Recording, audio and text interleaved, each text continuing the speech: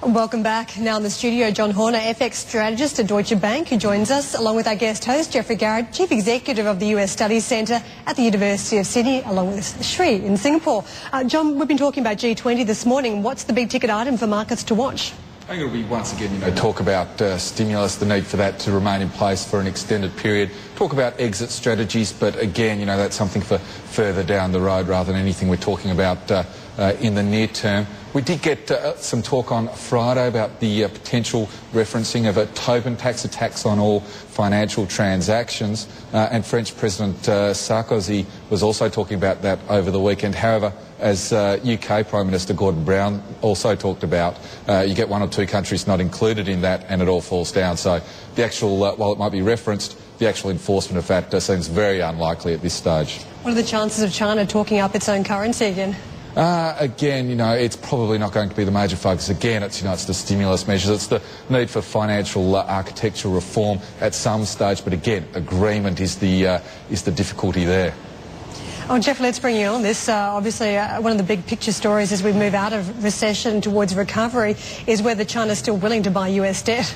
Yeah, and I think one of the untold stories actually of the last 12 months amid all this talk about, gee, that China's worried about its investments in the US, gee, we need an alternative reserve currency, is that China continues to buy American public debt. So over the last 12 months, Chinese Treasury bill holdings, for example, have increased from $500 billion to $750 billion, right? So 50% increase in 1 year at exactly a time when you might have expected it to go in the other direction.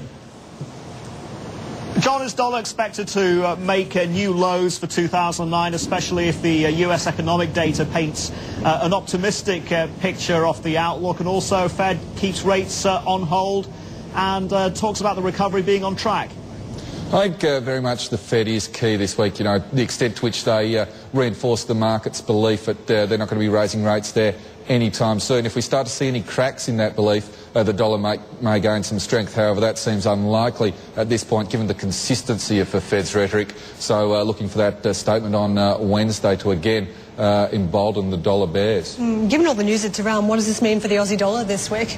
The Aussie dollar's gone so far so fast that it is vulnerable to a pullback, particularly if we do start to see some more talk out of China about the need for slowing in loan growth, potential problems with the growth path we've seen there remains vulnerable to that, plus the domestic numbers here maybe fading a little bit after the very strong fiscal stimulus impact of the first half starts to fade. We'll get Geoffrey to close off on this. The Australian dollar, when you look at what's happening between China and the States, do you think the Aussie can actually run even higher?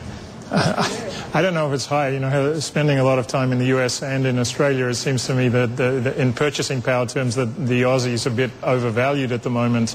It seems to me, though, that the big story is in the US, at least in the short term, and how the Fed reacts to the fact that Barack Obama is projecting a doubling of American public debt. Does the Fed accommodate that in the long term or not? In the short term, obviously, the story is exit strategies, but longer term, how's the Fed going to react to a 85% US public debt ratio to GDP? Indeed. Well, we will come back in just a moment. John Horner from Deutsche Bank, thanks for joining us today. Geoffrey Garrett is, of course, staying with us today. Well, ahead, the New South Wales government plans